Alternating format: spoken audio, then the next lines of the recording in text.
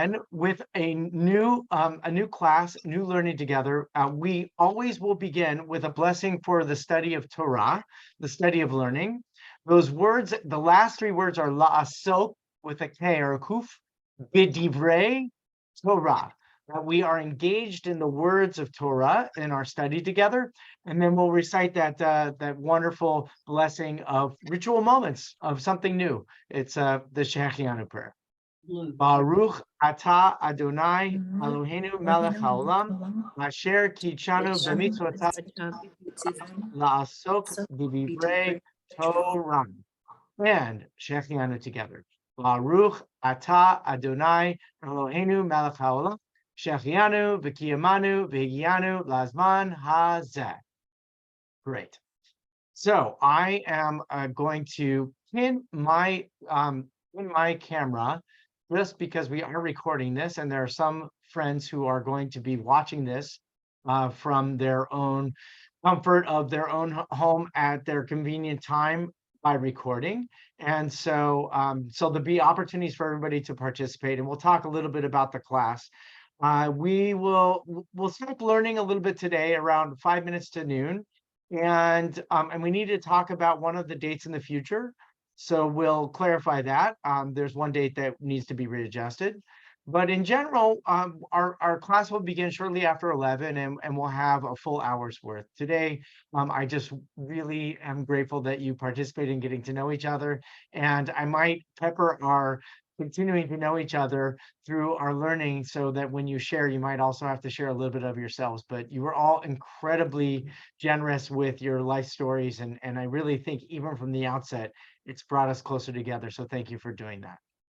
So the name of this class is What Jews Do, and it's about 21st century ritual.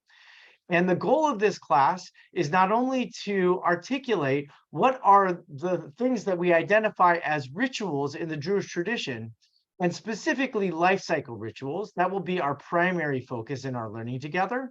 But the concept of ritual in the Jewish tradition, and as it's not only evolved historically, but really bringing us to the question in our day in 2023, if you can say that clearly, takes me sometimes a pause to say it.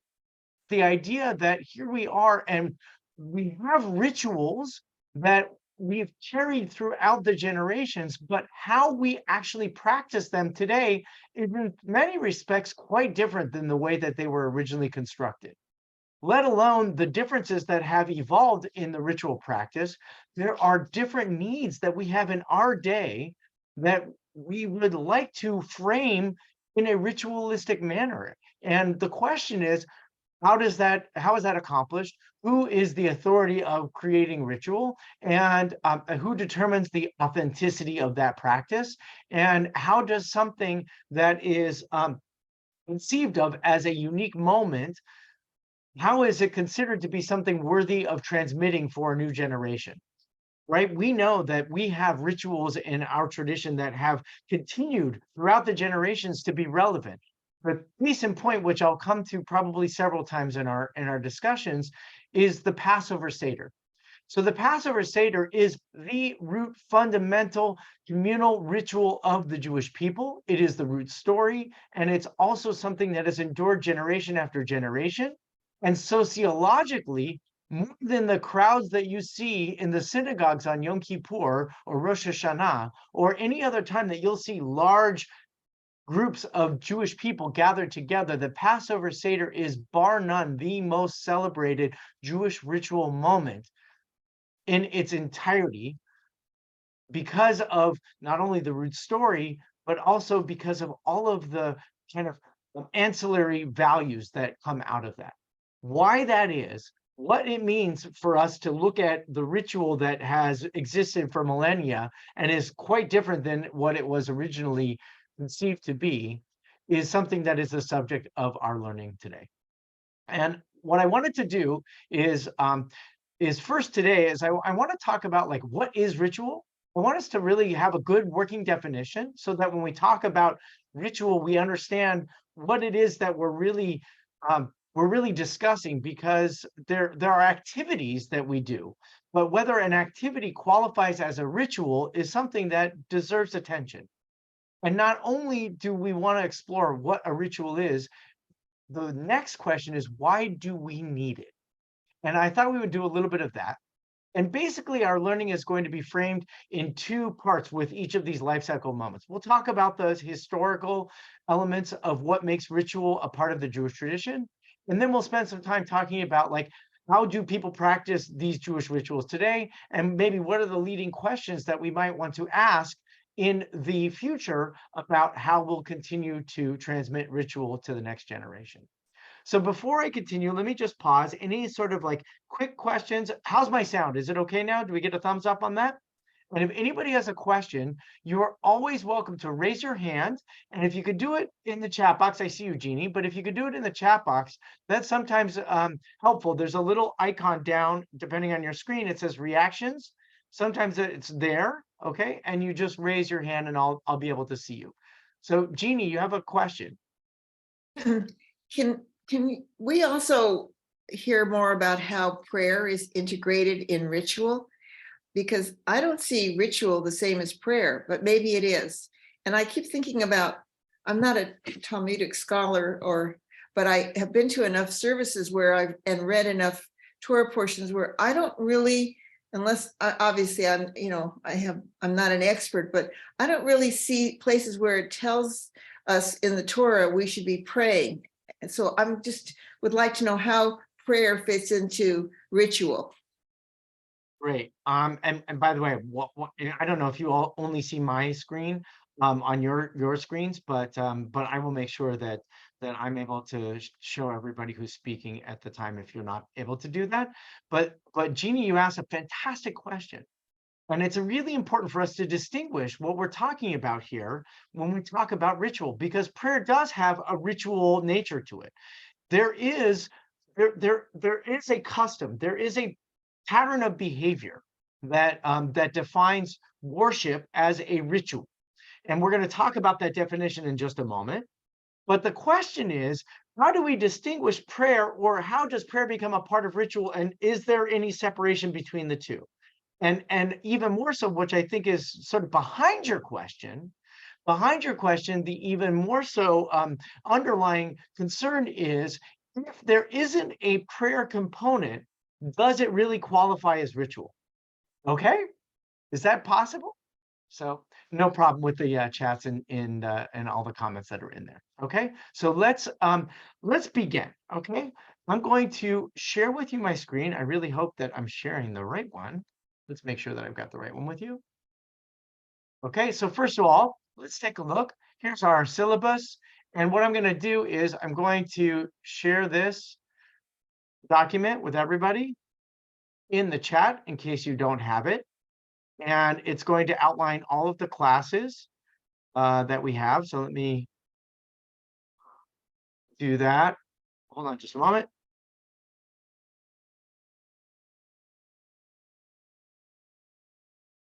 Is this also going to be emailed to us? Yes. So we're going to do a little housekeeping towards the end of our learning. Okay. But in the meantime, what I'm going to do right now is I'm just showing for us all of these the things. I'm going to put in the text that we're going to learn today in the chat so you can bring them up on your own screen. But I will also just so you know, Josh, we're getting access denied when we try to open them. Yeah, that's so interesting. Here, let's see. You have to get it on your certain on what you've logged in on. So I don't know if people have different logins, and that would be why that would happen. Let's try this one. Tell me if you get this one. Thank you for bringing that up, because we need to make it right. So try this one.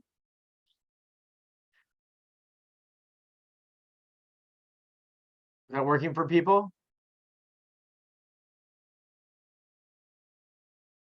Looks like I got a bunch of people there. Yes? What is ritual? Good. If you don't, I will take care of it next time and we'll all be on the same page together. Josh, just one quick thing. If you make sure to share the link that everyone can join, if they have the link, that's how you want to share the link. Right. That's what I did, but for some reason it showed up that it didn't do that. So we got it now. But thank you, Tracy. Okay, so here's our question. Okay, when we try to come up with our definitions of ritual, I want you have your own, and I'm not asking you to sort of help me co-construct a definition of ritual yet. But what I want to share with you are some of the kind of like definitions that exist out there in the world. So what you're looking at is some things that I gleaned from the resources that we have available to us on the internet. So look at ritual, but from the Google definition. So if you type in ritual into your Google search bar, this is the answer that you'll get.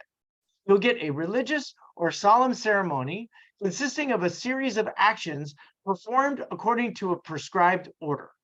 Now, if you were to come up with a one-word short summary for that, what would it be?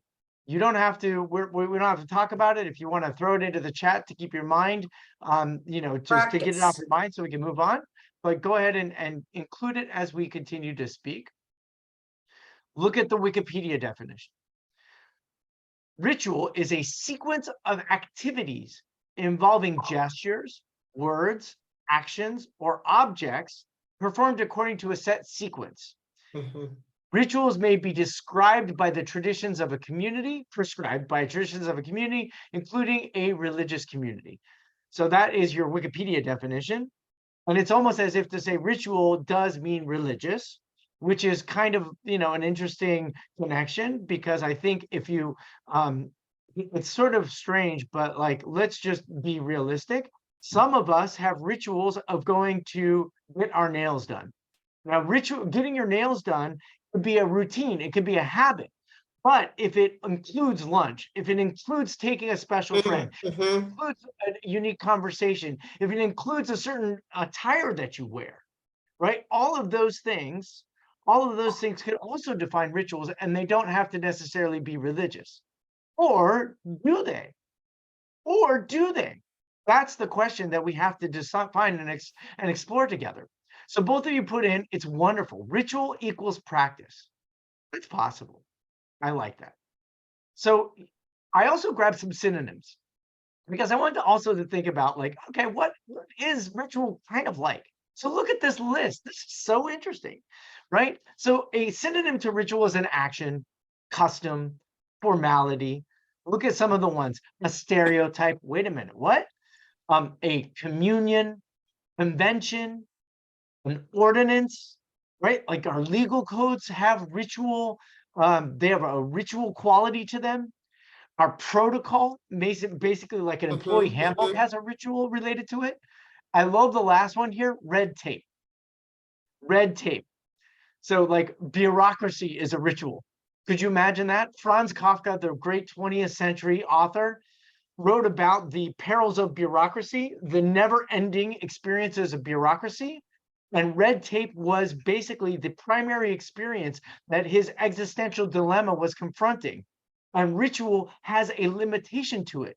It denies, in some respect, the uniqueness and individuality, according to this definition, and brings you into something that is, if you will, greater than yourself, but also limits yourself. The last thing, and I want to take up the screen before we sort of talk about this, is I want you to look at the definitions in Hebrew. That's at the bottom of this first page. Hopefully you can see this. Everybody can see the text pretty well on the screen if you're looking? Good. Okay. So these are 3 words that are the definitions of ritual in the Jewish tradition. And if you look, none of them really actually quite describe what it is that we're talking about. So the first one is tekes. Now, for those of you that are modern Hebrew speakers, or you understand the Hebrew language, tekes refers to an event, right? You go to a tekes, right? And in the Israeli community, the ritual of bar mitzvah is called tekes le bar mitzvah. A bar mitzvah in the Israeli community, in the Hebrew-speaking community, it's a state of being. But the ceremony, the event, the celebration is called the tekes. And a ritual, by definition, could be an event. It also could be, and this is the strangest one for me, what is known as pulchan. Pulchan is a word that you'll almost never hear. In modern Hebrew, in biblical Hebrew, in rabbinic Hebrew, you're just not going to hear that throughout the conversations of what ritual is. But it's, if you look up the definition in a dictionary, that's the definition you're going to get. And there it is cultic practice. So this is this is a little bit about what you were bringing up, Jeannie, this concept that ritual has some kind of like worship, the fancy word is theurgic, that you're doing something to cause a change. You're trying to change God by participating in this ritual. That somehow by like offering a sacrifice or by like doing a dance or by smoking some very interesting herbal herbal supplements, right? Whatever you do, right? Eating some interesting food, that is a causative behavior, not only to change yourself, but to change the environment around you in some way. Okay, that's another definition. And finally, you have, which is probably the most common definition in Judaism of what a ritual is, it is avodah. Now, that word could be familiar to you for those who are familiar with Hebrew, because it does also mean work. But avodah, in its classic definition, is sacred service, sacred work. It means it is an effective behavior, not an, or I would have put affective, but I thought that might have been confusing. But like if you have a causative behavior, you're trying to change God's mind. In Pulchan, in Avodah, you're trying to change yourself. That's where worship comes in, Jeannie. That's where prayer is all about. It's an effective experience. It's where people get hung up because they think if they walk into a synagogue and they pray to God and they say, God, give me an A on my test. God, heal my illness. God, make me prosperous because I feel a great lack in my life. That somehow that God would change God's mind. That's not what avodah is about at all. It's never what it was meant to be. It's all about changing yourself, opening yourself up to something that already exists. All right, so let me pause for a second. Okay, interesting, right? Is ritual like seder, right? So I would say, Sue wrote in the chat, she said, how about order? Is order a definition of ritual? It can be, right? Like if you think about things that are in order in our lives, is it the things that we, sort of like you have a shopping list, right? It's an order, right? It might not be, I need to buy my eggs first, which by the way, could be very hard these days. Or you could, say, I have all of these things on a list and I need to get through the order of those things. But is it a ritual? There's something transcendent. There's something that changes in the process. And it's really good for us to say there's a difference between doing something and expecting a result. So I see two comments. Go ahead, Marlene, then Sue. I was just going to say, when you talked about getting your nails done, that's an act. But if it's a ritual that you go to lunch first with certain people and it's expanded, and that could be more of what you seem to be saying is a ritual. Yeah, that's great. Thank you. Marlene. So I was just going to say that when I was at AJR as a student, Ann Brenner taught a wonderful class on rituals. And as part of the class, we were each asked to create a ritual that would ritualize something in our life that we hadn't found a ritual for. And so I remember distinctly, it was right when my grandchildren were born, my first, and I created a ritual for when you become a grandma or grandfather. And so I have found, especially after that class, that there are so many opportunities to create special rituals for special moments that you want to continue to recreate in your life. That's a really wonderful point when we're trying to figure out what is ritual and why do we need it. This is really the moment. It's why I think the class is timely, because there is this kind of like, there's a lack and then there's an opportunity. There's an opportunity for us to find new ways to create and make meaning. The question that we have as we're going to explore this class of learning together is how do we take all of these opportunities that we discover to make meaning, and how do we, if there's a way for us to bring them into some kind of framework, what would be the framework that we would create for us? And that is a very big question about what it means to be a Jewish person in the 21st century. You could just simply say, every time, this is, wonderful teaching from our Hasidic masters. Where do you find God? Asks the Kotzker Rebbe. Wherever you let God in. In Mhm. other words, a ritual moment, a moment of making meaning can happen whenever you find it. We're going to talk about where those moments exist. And then you have this other place, which says, where do you find God? You find God in the text. You find God in the history. You find God in the sense of the gathering of people. You find God in all of these tools, if you will, that we have been holding onto with our precious hands for millennia. And knowing that both are kind of in balance is what I think comes to define what ritual is for us. So let's move on. Everything is really great, and let's move on just because I have more to share with us today. And just know that that this is a great conversation we're going to be having all throughout the class. Okay, so here it comes. Good. Now, I brought with us just two comments from one, a Jewish thinker. I'm not sure if Emil Durkheim is Jewish, but we could talk about him in a second. Rabbi Jonathan Sacks was the former chief rabbi of the United Kingdom, and he is an extremely prolific writer, an extraordinary teacher, and he has this little teaching to teach us about ritual. Tracy, you're at the top. Would you like to read just the thing from Rabbi Sacks, if you're interested? Sure, sorry, I just looked up the fact that Emil Durkheim came from a family of rabbis. Oh, so good. You know what? I'm not surprised. So thank you for clarifying. Yeah, we'll get to Emil Durkheim in a second. It's so interesting. Would you like me to read the Yes, Secret please. Tabernacle? Yeah, religious ritual. I'm sorry. Oh, religious ritual, okay, is a way of structuring time so that we, not employers, the market, or the media, are in control. Life needs its pauses, its chapter breaks, if the soul is to have space to breathe.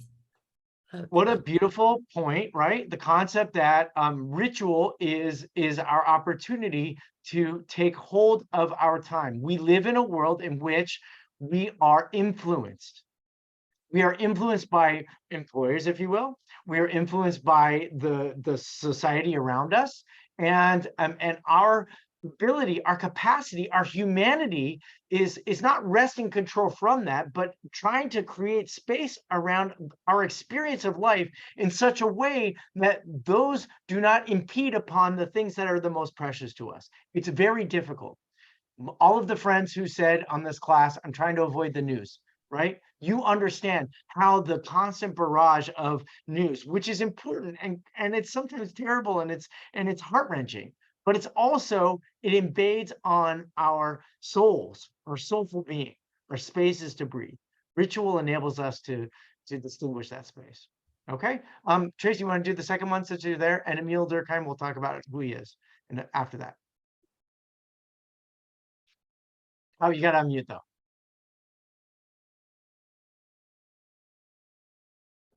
Sorry about that. The human person, whose definition serves as the touchstone according to which good must be distinguished from evil, is considered as sacred in what might call the ritual sense of the word. It has something of that transcendental majesty which the churches of all times have given to their gods. Wonderful. Thank you so much. So Emil Durkheim, 19th century, he's attributed to be the founder of sociology. Because he did an extraordinary landmark research study on a very, very challenging subject of suicide. And what he did is he did research. It was research. It was a clinical. It was a research-based study of the motivations that prompted people to take their lives, and then also kind of like the social environment that maybe precipitated that. It's just, I mean, it was such an important piece. And also the fact that Tracy, thank you, says that he was a descendant of the Jewish people really does kind of say, like, the art of ritual, the definition of ritual is having the capacity to envision the world as it is, understand the frameworks of behavior that we may or may not participate in willingly or purposefully. And because we do that, this is what we have as a result. Let me see, is there a question in the chat? Oh, thank you very much. Isn't that wonderful? We've got a little Wikipedia learning, so that's good. Let's move on. And I I just want to say really quickly, if you read that whole little blip that I put in there, it's interesting because it says he broke with tradition, meaning he didn't do rabbinical studies and he went on into academia. So it's just an interesting viewpoint that he therefore had as he was in academia. Yeah, thank you. I mean, it's a great conversation. We'll do the class on Emil Durkheim and other greats at another point. So I'd like to ask, Alice, are you up for reading? Okay, Sure. so now this is taken from an article. I gave you the link. It's the blue underlined link if you want to look at the article yourself. Rabbi Shimon Felix was the executive director of the Bronfman Foundation, and the Bronfman Foundation is extraordinary, like the Shalom Hartman Institute. Like I hope the Academy for Jewish Religion California will be a center of learning. And it's also a framework of Jewish life that brings together some of the top thinkers in the world around subjects of Jewish life. And he and his colleagues, some whom are my colleagues, really are thinking deeply about the structure of Jewish life, certainly in the 21st century, and hopefully we can participate with them. So he writes a little bit in this article of the role of ritual. So go ahead, Alice. Okay. Maimonides posits that the point of the temple, its raison d'etre, is not the offerings of sacrifices or the reciting of prayers. Rather, he says, it is a direct continuation of the Exodus narrative. The secret of the tabernacle is that the divine glory, which rested on Mount Sinai, rests upon it, the tabernacle, in a hidden way. And just as it says there on Mount Sinai, and the glory of God rested on Mount Sinai, and it says, behold, the Lord our God has shown us his glory and his greatness. So too, it says concerning the tabernacle, and the glory of God filled the tabernacle, and there was in the tabernacle always with Israel the glory which was seen by them on Mount Sinai. So stop right there for a second. Thank you very much, Linda, for Alice, for sharing that. I really appreciate it. And what did we just translate? So this is part of a larger article about the role of ritual, the power of ritual.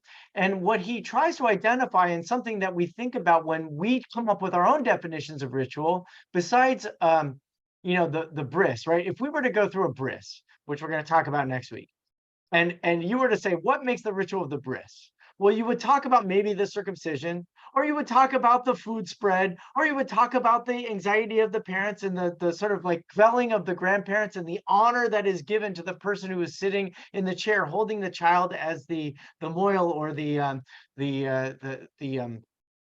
physician who is performing the circumcision would actually complete the action, the ritual behavior.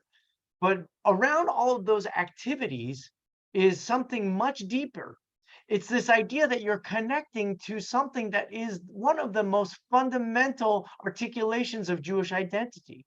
So it's kind of like it's spoken of, we share words about it, and we know that it's important that we do it, but the idea that it happens in the way that it happens is something that can sometimes be a distraction. So the Nachmanides, Rabbi Moshe ben Nachman, writes in this little quote that we gave you. He says, the purpose of the rituals isn't to make sure that we bring an animal and put it on an altar and kill it properly and drain its blood and watch the smoke pillow up into the clouds, but it's actually to encounter what he defines as the presence of God. Now, I think that that is a really wonderful question that we can spend 12 weeks together trying to figure out. What is the presence of God that we are trying to connect with or to through these behaviors? And is that the definition of ritual? Whether it's something as ancient as a circumcision or as present as a blessing of grandparenthood, those are the things that we have to ask ourselves. We have one more comment. Any comments about this? And then just the last of the writing that I wanted to share with you. Everybody doing okay? I know I'm going quickly. Everybody feeling good? Good. Here we go. You asked Absolutely. a question? Yeah, Well, yeah. I think it's for those of us that tend along the Reconstructionist, perhaps humanist thing. I think it maybe perhaps we're not looking to use the word God. We might be looking to use the word godliness. Sure. I love that. And, thank you for adding that, right? When we come to our definition, that's why I left it as it's something that we explore together. And Jamie is she was so insightful to add that right now, because when we're talking about this kind of like effect of a ritual, it's important that we understand that effect. And sometimes we use a shorthand called God. Sometimes we use a shorthand called godliness. And sometimes we're not interested. And this is also valid. There is no shorthand. We're just doing something because it makes us feel good. And whether any of those has primacy or priority is really determinative, not upon me, the teacher, or the rabbis, the books behind me, but actually of anybody who is participating in a ritual behavior or a community, according to one of those definitions. Marlene, go ahead. Got to unmute. Yeah. So am I on mute now? No, you're unmuted. You're good. Oh, good. It just reminds me that somebody once told me, and it was a beautiful ritual that I developed, and I don't even know where it came from, to keep a journal of when you felt the presence of God or godliness in your life. And it was really transformative for me, because there's so many things that happen in a day, and you go through the day and it kind of becomes a blur. But every once in a while you see like a rose that just opened, or you see the sun setting in a particular way, or a child says something to you and I realized that by writing these things down, I was actually allowing godliness to come into my life, and it became a ritual. Beautiful. Well, that's that last sentence is beautiful. Or actually, I think we got to talk about it, right?